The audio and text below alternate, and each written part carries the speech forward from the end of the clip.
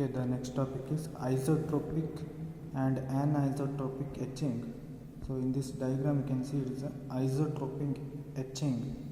For substrates made of homogeneous and isotropic materials, the chemicals etchants will attack the material uniformly in all directions, as you can see it in the diagram. This orientation independent etching is referred to as isotropic etching. But isotropic etching is hardly desirable in micro manufacturing because lack of control of the finished geometry of the workpiece. Fortunately, most substrate materials are not isotropic in their crystalline structures. So for example, silicon has a diamond cubic crystal structure.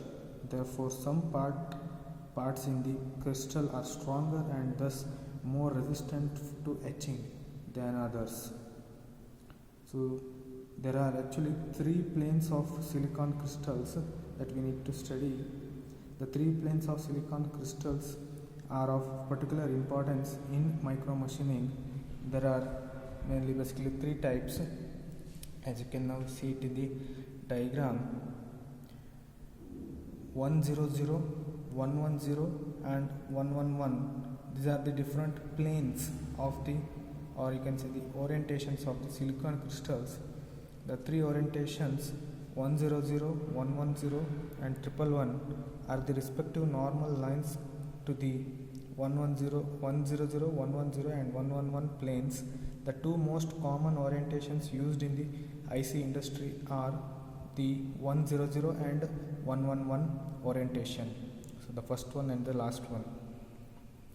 However, in micromachining, the 110 orientation is the favored orientation. This is because in this orientation the wafer breaks or cleaves more cleanly. Cleaves means cuts more cleanly than in the other orientations. The 110 plane is the only plane in which one can cut the crystal in vertical edges. The 111 plane, on the other hand, is the toughest plane to treat. Thus, the 111 orientation is the least used orientation in micromachining.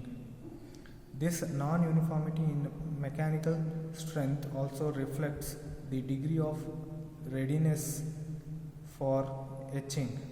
The material on the 111 plane is obviously the hardest to etch. A 400:1 ratio in etching rates for silicon in 100 to 111 orientation is possible.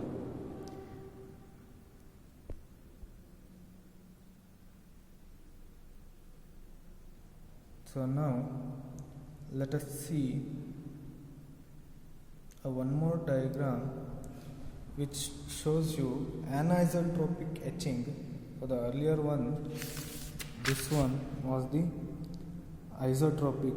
Now let us see the anisotropic. Anisotropic, this is one example they have given. So here you can see that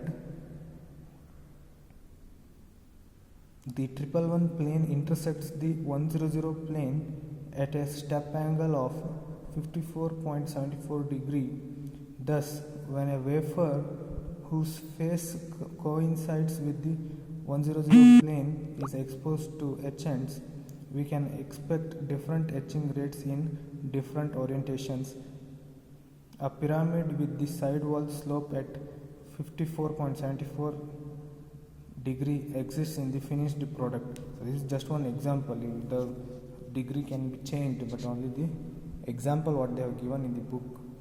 So this is anisotropic. Here it is a orientation dependent. Isotropic is orientation independent. I hope you know what you mean by orientation. Next, the disadvantage of anisotropic etching is, first one is it's slower than isotropic etching. Rate rarely exceeds 1 micrometer per minute. The etching rate is temperature sensitive. That is one more disadvantage. And the third disadvantage of this is It usually requires an elevated temperature around 100 degrees Celsius in the process, which precludes the use of many photoresistive masking materials. So this is about isotropic and anisotropic etching. This comes under wet etching only.